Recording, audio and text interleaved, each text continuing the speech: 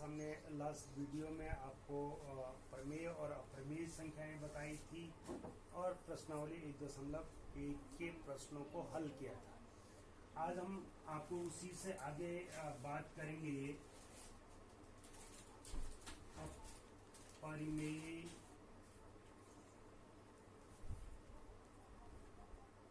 संख्याएं और ये है परिमेय संख्याएं। परिमेय संख्याएं, अगर इन दोनों संख्याओं को मैं एक ही उसमें डाल दूं, लेट से कि एक ही ग्रुप में रख दूं, या यूं कहिए कि एक ही थैले में रख दूं, या यूं कहिए कि इन दोनों का एक कॉमन नाम दे दूं, तो वो कहलाता है वास्तविक संख्याएं। वास्तविक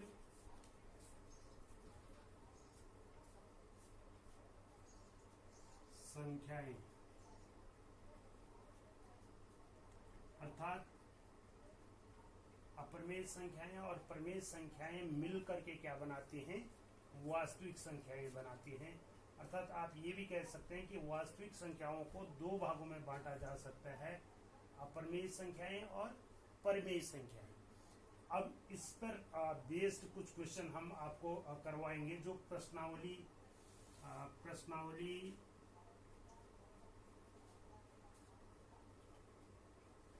1.2 में है।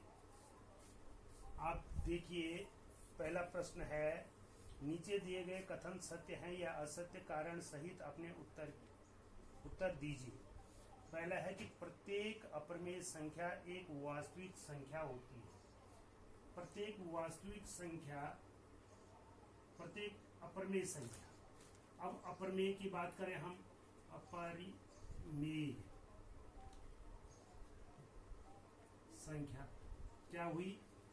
जैसे उदाहरण के लिए मैंने आपको बताया था, पाई हो गया, √2 हो गया, √3 हो गया, और करनी साइन के साथ जो भी नॉन परफेक्ट स्क्वायर, क्यूब और ये नंबर होते हैं वो अपरिमेय संख्याएं होती हैं। इसके अलावा हमने रिपीटिंग में बताया था 1.01, 001, 0001, इस प्रकार की जो संख्याएं आएंगी वो भी अपरिमेय संख्याएं हैं। लेकिन हम कह रहे हैं कि ये सारी की सारी अपरिमेय संख्याएं किस में हैं?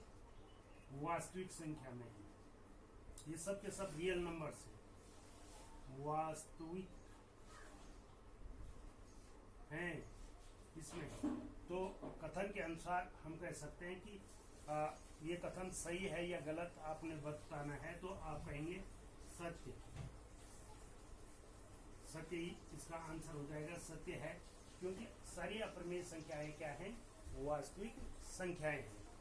दूसरा है कि संख्या रेखा का प्रत्येक बिंदु स्क्वायर रूट m के रूप का होता है, जहां m एक प्राकृत संख्या है। Square root m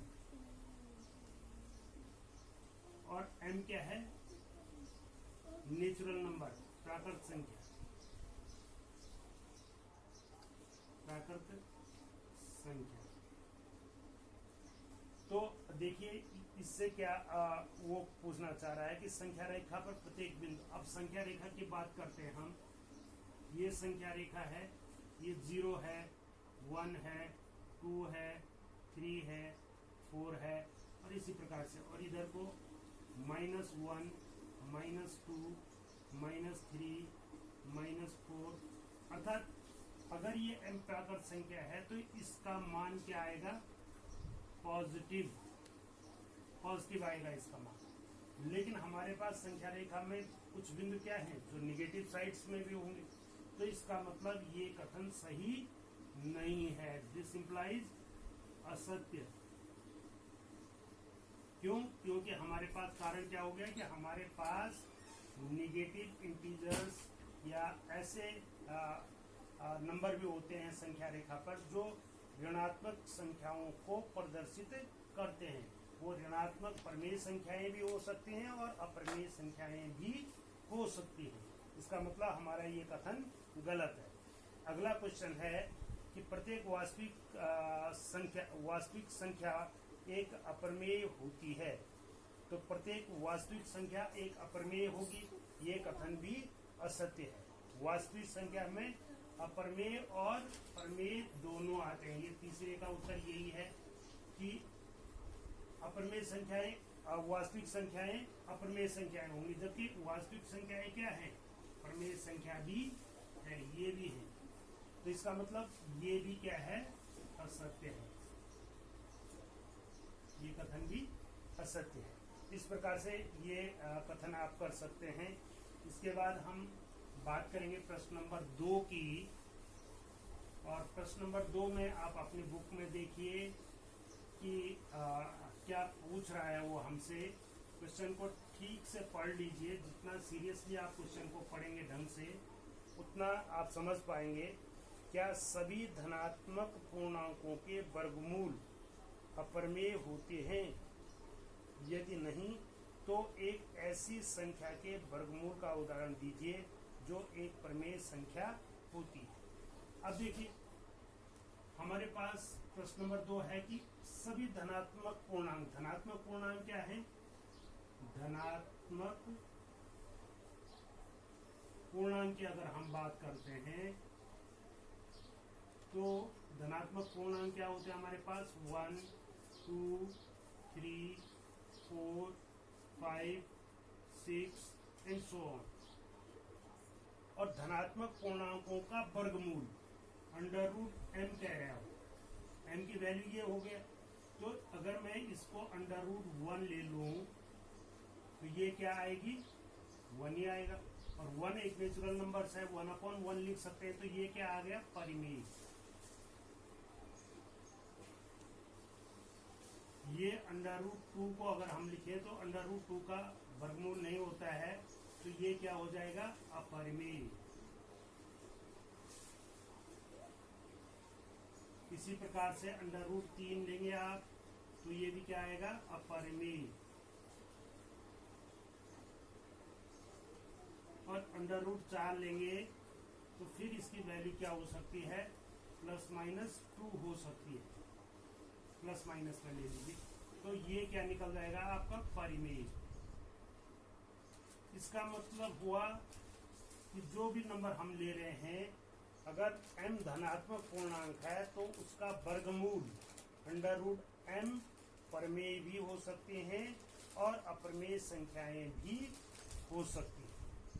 right? तो यही आपको दिखाना है। अगला क्वेश्चन नंबर 3 है कि दिखाइए कि संख्या रेखा पर √5 को किस प्रकार निरूपित कर सकते हैं। ये वेरी इंटरेस्टिंग क्वेश्चन। आपको क्वेश्चन नंबर 3 मैं आपको बता रहा हूँ। ये आपका प्रैक्टिकल क्वेश्चन है और इस क्वेश्चन को आपने पट्टी प्रकार की सहायता से हल करना है। तो प्रश्न नंबर 3 को अगर मैं देखूं, सबसे पहले एक संख्या रेखा हमने इस प्रकार से बना दी और ये 0 रिप्रेजेंट किया, ये 1, ये 2, ये 3, ये 4, ये -1, -2, -3 और इस प्रकार से आप राइट। इस पर आप अपना स्केल रख देंगे 0 से। अब पेज पर आपको क्या करना है? एक परपेंडिकुलर रेखा खींचनी है। तो जैसे कि आप जानते हैं कि ये 90 डिग्री का कोण बनाएंगे। आप एक चाप लगाएंगे और चाप को नहीं बदलेंगे, ये 60 का हो जाएगा, ये 120 का कटेगा। 2 चाप लगाएंगे, फिर इन दोनों चापों को काटेंगे तो ये कहीं ऊपर काटेंगे दोनों चाप, और इस प्रकार से ये इसको मिलाएंगे आप, तो ये परपेंडिकुलर रेखा हो जाएगी इसके लिए। और फिर इसके इस पर अगर हम देखें, एक इकाई का चाप लगा दें हम, एक इकाई का चाप सपोज यहाँ पर लगा, अगर इसको मिलाएंगे हम तो ये संपूर्ण त्रिभुज हुआ। ये एक इकाई है और ये भी एक इकाई है। तो आप जानते हैं पाइथागोरस प्रमेय से कि इसकी जो वैल्यू होगी, ये माना a है तो इसको कुछ देर के लिए 0 है, इसको o मान लीजिए। o a की वैल्यू कितनी आएगी? √1 का स्क्वायर प्लस 1 का square. o a = √1² plus 1 square.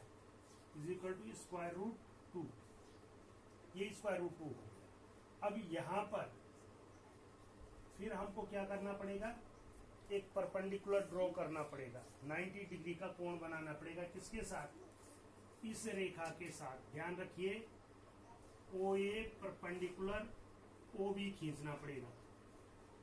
तो ओ बी यहाँ पर जब परपेंडिकुलर खींचेंगे आप एक आर खींचेंगे, फिर इसका और ये 60 हो जाएगा, फिर इसको काटेंगे तो ये इस प्रकार की एक रे आएगी और इसको फिर एक इकाई काट देंगे।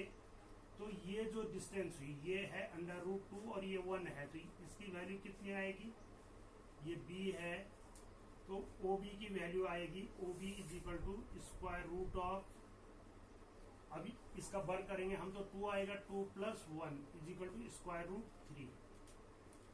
और इसी प्रकार से फिर इस पर OB पर परपेंडिकुलर ड्रॉ करेंगे, OB परपेंडिकुलर टू OC। अब यहाँ पर परपेंडिकुलर जब ड्रॉ करेंगे तो ये रेखा ऐसे आएगी, ये 90 डिग्री पर सपोज इसने काट दिया, और यहाँ जो रेखा आएगी C, उसकी वैल्यू होगी OC is equal to √3 + 1 is equal to √4 and that is 2। ठीक हो गया। और फिर इस पर फिर एक परपेंडिकुलर डालेंगे OE, तो ये 90 डिग्री का जब बनाएंगे तो अगला जो OC परपेंडिकुलर टू OD, और जब OD की वैल्यू आप मेजर करेंगे तो OD इज इक्वल टू 2 का square 4 + 1 is equal to square root 5। तो ये आपकी OD की वैल्यू आ जाएगी। तो इस प्रकार ये प्रैक्टिकल क्वेश्चन है, आप इसको कंस्ट्रक्ट करेंगे अपनी कॉपी में। तो ये एक सर्कलाकार बनेगा, ये आगे को घूमेगा और इसको आप तैयार कर सकते हैं। तो आई होप कि आप इसको बनाएंगे। अगर फिर आपको दिक्कत होगी तो कमेंट में आप लिखिए। Thank you.